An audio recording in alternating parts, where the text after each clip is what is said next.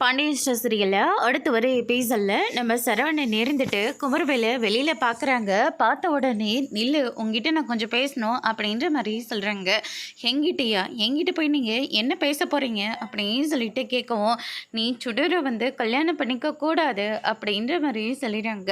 எங்கெல்லாம் நான் பொண்ணு தேடினேன், அதே மாதிரி அரசியை தான் கல்யாணம் பண்ணணும்னு எவ்வளோ ஆசைப்பட்டேன். நீங்கள் யாராச்சும் எனக்கு அரசியை கல்யாணம் பண்ணி கொடுத்தீங்களா? இல்லை, இப்போ எங்கள் அப்பாவா ஒரு பொண்ணை பார்த்து கல்யாணம் பண்ணி வைக்க போகிறாரு. இந்த கல்யாணமாச்சு எனக்கு நிம்மதியாக நடந்துட்டு போகட்டுமே, என்னென்னலாம் கல்யாணம் பண்ணிக்காமலாம் இருக்க முடியாது அப்படின்ற மாதிரி சொல்லிடுறாங்க. சுடரை நீ கல்யாணம் பண்ணிக்கக்கூடாது, அதுக்காக நீ கல்யாணமே பண்ணிக்கக்கூடாதுலாம் நான் சொல்ல கிடையாது அப்படின்ற மாதிரி சொல்லிடுறாங்க. அப்படின்னா உன் தங்கச்சி அரசியை எனக்கு கல்யாணம் பண்ணி கொடுக்குறியா அப்படின்னு சொல்லிட்டு கேட்கவும், தாராளமாக என் தங்கச்சி அரசியை நான் உனக்கு கல்யாணம் பண்ணி கொடுக்குறேன் அப்படின்ற மாதிரி சொல்லிடுறாங்க. அதுக்கு அடுத்ததான் நம்ம பழனியும் நம்ம சுகன்யாவும் உட்காந்து பேசிக்கிட்டு இருக்காங்க. அப்போ குமர்வேல் இருந்துட்டு செம்ம கெத்தாக போயிட்டு உட்கார்றாரு. அரசியை எனக்கு கல்யாணம் பண்ணி வைக்கிறதா சரவணன் சொல்லிட்டு போயிருக்கான்.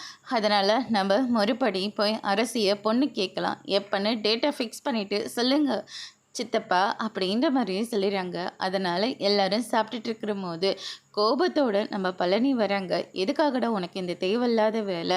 குமார்கிட்ட நீ அரசியை கல்யாணம் பண்ணி கொடுக்குறதா சொன்னையா? அங்கே திமிர வேற பேசிக்கிட்டு இருக்கான், இதெல்லாம் அடுக்குமாடா அப்படின்ற மாதிரி சொல்கிறாங்க. அதுக்கு அடுத்ததா அவனை செருப்பாலியாக அடிக்கவன சொல்லுங்க அப்படின்னு சொல்லிட்டு நம்ம கதிர் சொல்லிக்கிட்டு இருக்காங்க. ஏன்னா இப்படியெல்லாம் பண்ண, ஏதோ புத்தி கட்டுத்தனமா இப்படியெல்லாம் பண்ணிட்டோமா, என்னை மன்னிச்சிடு அப்படின்னு சொல்லிட்டு நம்ம சரவணன் மன்னிப்பை கேட்குறாங்க. உங்ககிட்ட இருந்து இப்படி ஒரு வார்த்தையை நான் எதிர்பார்க்கலன்னு அப்படின்னு சொல்லிட்டு அரசி ரொம்பவே ஃபீல் பண்ணுறாங்க. அதோடு முடிச்சிருக்காங்க.